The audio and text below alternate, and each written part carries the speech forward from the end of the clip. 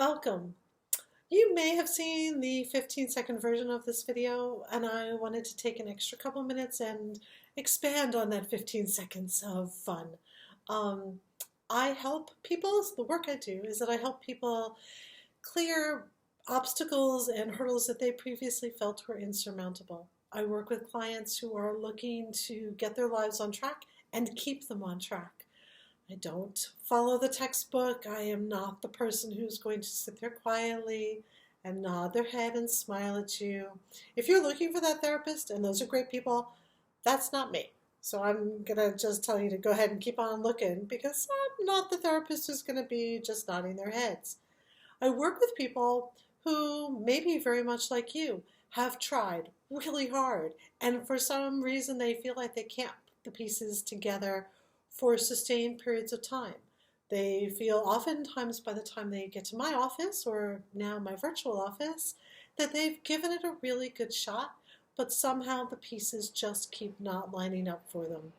And in a lot of ways, I really relish that kind of a challenge because what that tells me is that you're really engaged, you're really looking for change, and this is something that's important to you. And that's exactly the kind of people that I work with. I also know, though, that by the time you've been through a bunch of therapists or you've been trying on your own for a long time, it feels like it's just not going to happen. That somehow you don't have the secret sauce or you didn't get the playbook or something. Everybody else gets it, but you think maybe you didn't get it. Okay, here's the deal. None of us get the playbook. None of us get the instruction guide to tell us how to clear some of these hurdles or how to navigate some incredibly difficult situations that we all find ourselves in from time to time. And one of the most advantageous parts about therapy is having somebody on your side who knows what's going on for you, who, in the words of my own clients, will tell you, you know all the players, you know who I'm talking about here. So in knowing all the players, you and I can figure out what your best options would be, what possible moves you could make, and then you get to decide how you want to whittle those down and figure out what works best for you. Because again, it's not about what's best for me or what's best for the person, who's sitting next to you. It's what's best for you and for your family and your situation. Therapy is also, for all intents and purposes, it's a conversation. And the more you put into that conversation, the more you invest in it, the more you'll get out of it. The more helpful either myself or some other therapist can be for you. Therapists aren't, by the way, one size fits all. I know that there's that belief out there, well, I went to therapy and it didn't work. Okay, but did you give it a shot? Did you put A, your own effort into it, but B, was it also the right person for you? Not every client works well with every therapist, and for the record, not every therapist works with every client.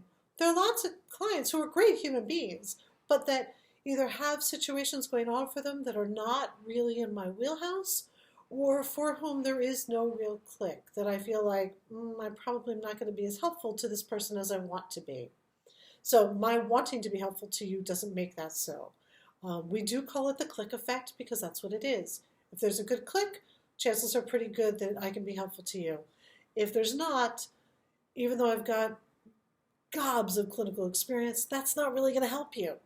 I might be able to get myself out of a pinch with you and maybe be able to get you started in the right direction, but ultimately you're going to be better served by a clinician that works best with you.